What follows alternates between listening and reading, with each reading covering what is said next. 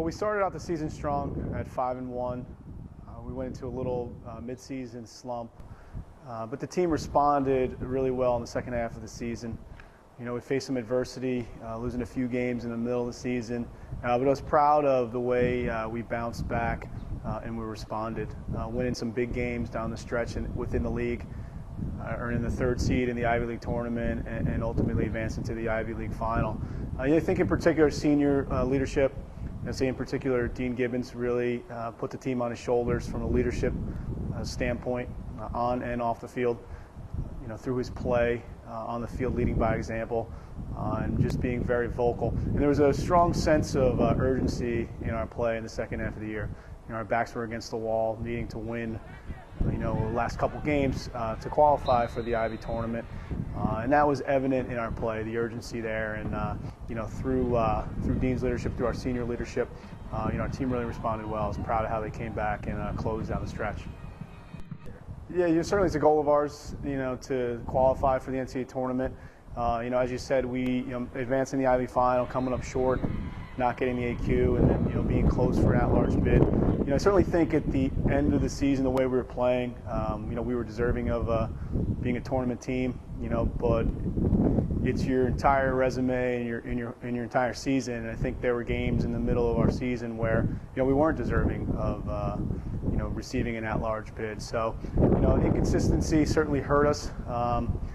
And when you don't do enough to guarantee and control your destiny, you know, when you put it in the hands of a committee and a criteria, you know, while disappointed, we can't be surprised. Yeah, Dean Gibbons, our quarterback on offense and on attack in particular, you know, playing mostly behind the goal. You know, Dean is really a dynamic player. He has the ability to dodge past his man. He's a very good vision and feeding ability as a playmaker. And in addition, he's got a very good outside shooting range and a very good inside finisher. So he is, you know, his skill set really brings a lot to the table. And, you know, our team really, as a quarterback of our team, you know, I think he kind of elevated our play on the offensive end. And, you know, with the attack specifically, I think Matt Hull, Jeff Cohen, Dan Ipe, you know, did a great job this year. And they complemented each other and Dean. You know, Matt Hull, you know, a very good off-ball player, always getting in the right spots, very good finisher. You know, his lacrosse IQ is really high and really understands, you know, the game. You know, Jeff Cohen, you know, outstanding goal scorer, his ability to shoot from the outside, his ability to finish in tight.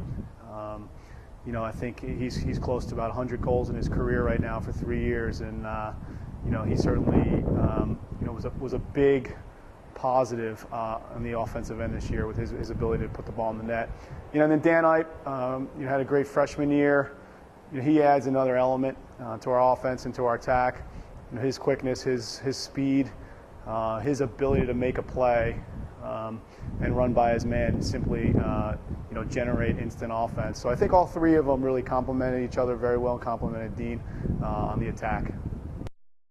Certainly, you know, Kevin was a junior captain, you know, an outstanding honor given to him by his teammates. I thought he did a great job in terms of leadership throughout the year, and in particular his play on the field. You know, we switched Kevin to midfield position.